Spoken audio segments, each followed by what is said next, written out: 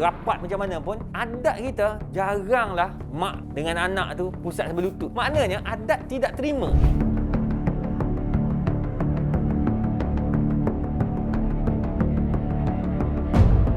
Kat rumah boleh pakai tutup sampai lutut ni, maknanya atas pun nampak dengan anak boleh? Tak apa, tak ada masalah.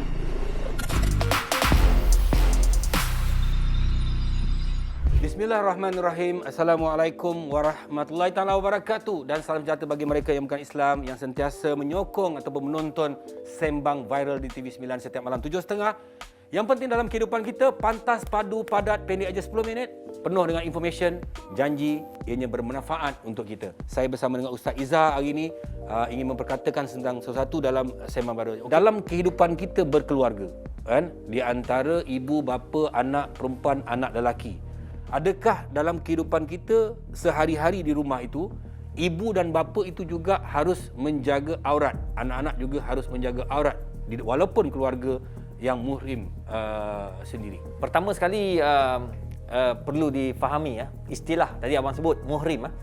Muhrim ni orang dalam ihram. Dia istilah untuk aurat ni dipanggil mahram. Bagus Sembang Viral ni kita akan maklumkan bahawa mahram itu untuk kita bercakap tentang orang yang layak untuk kita kahwin ataupun tidak, yang layak kita bersalam ataupun tidak, mahram kita. Kalau muhrim, orang yang berada dalam ihram dekat Mekah, sama ada haji atau umrah. Walaupun Islam menetapkan bahawa dengan mahram kita ni, dengan mak kita, adik perempuan kita, kakak kita, abang kita, ya, makcik kita yang betul, makcik saudara kita, aurat tak, orang kata apa, tidak terbatas macam orang luar. Namun kena ingat, aurat mereka daripada pusat sampai lutut wajib. Maksudnya Abang Rosyam dengan adik lelaki, pusat lutut wajib. Walaupun adik-beradik tak boleh telanjang bulat dua-dua orang macam zaman kecil-kecil itu. Dia aurat tutup pusat sampai lutut. Sama juga macam mak kita, adik perempuan kita dengan kita, pusat sampai lutut. Itu hukum asal. Tetapi balik kepada uruf pula, balik kepada adat kita. Kalau walaupun hebat macam mana pun kita ni, orang kata apa, rapat macam mana pun, adat kita jaranglah mak dengan anak tu pusat sampai lutut. Maknanya adat tidak terima.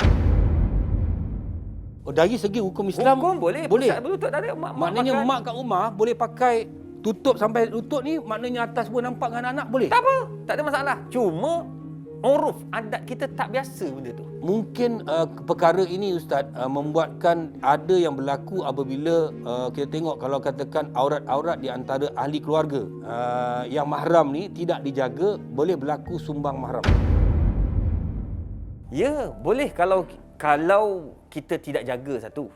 Nombor dua, agama lah. Sumbang mahram ni, saya boleh katakan bahawa orang yang berbuat demikian, mereka mempunyai masalah mental. Ini saya dah tanya pakar-pakar mental, pakar-pakar psikologi. Mereka kata orang yang suka pada lelaki, lelaki suka pada lelaki, yang buat liwat ni mental ada masalah. Nombor dua, perempuan dengan perempuan, dia minat perempuan dengan perempuan, mental ada masalah. Yang ketiga, sumbang mahram. Seorang lelaki, dia buat benda yang tak senonoh dengan anak dia sendiri, dengan kakak dia, adik-beradik dan sebagainya. Memang confirm ada mental masalah. Dan itu sebabnya kita perlu menjaga dan mendidik keluarga kita tentang agama. Okay. Zaman hari ini, kenapa ianya berlaku perkara-perkara begitu? Kita tengok hari ini kalau porno movie, kan, video-video lucah, ini sebenarnya adalah satu bisnes yang paling besar di dunia yang tidak diiktirafkan. Kajian mengatakan 95% student sekolah rendah hingga menengah di Malaysia pernah menonton video-video lucah di gadget mereka. Jadi ini satu permasalahan yang besar. Kalau budak sekolah juga menonton, begitu juga dengan yang dewasa. Bila yang dewasa ini menonton, dia akan menimbulkan sesuatu syahwat. Contohnya, pemikiran mereka dijajah oleh syaitan dan akhirnya balik ke rumah. Contohnya, anak-anak yang tidak menutup aurat dengan baik ketika tidur contohnya, ataupun duduk di rumah contohnya, ini membuatkan syaitan akan berdampingan di antara seseorang dan akan berlaku sumbang mahram. Ustaz boleh terima tak benda ni?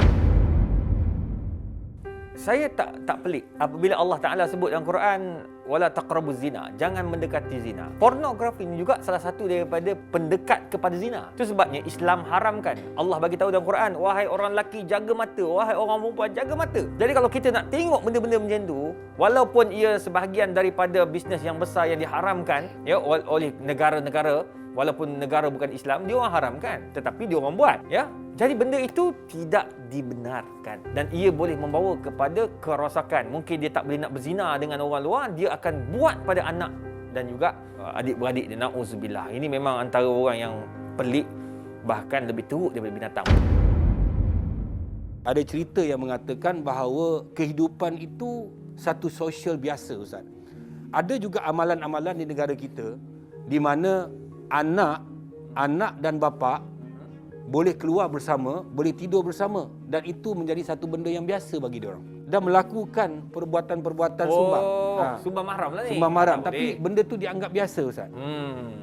Sudah ada yang berfikiran liberal macam tu. Ada juga dalam kehidupan itu bagaimana seorang isteri dan seorang suami, pasangan suami isteri ini, di mana isterinya boleh buat apa yang dia suka, suami boleh buat apa yang dia suka, tetapi di rumah mereka suami isteri.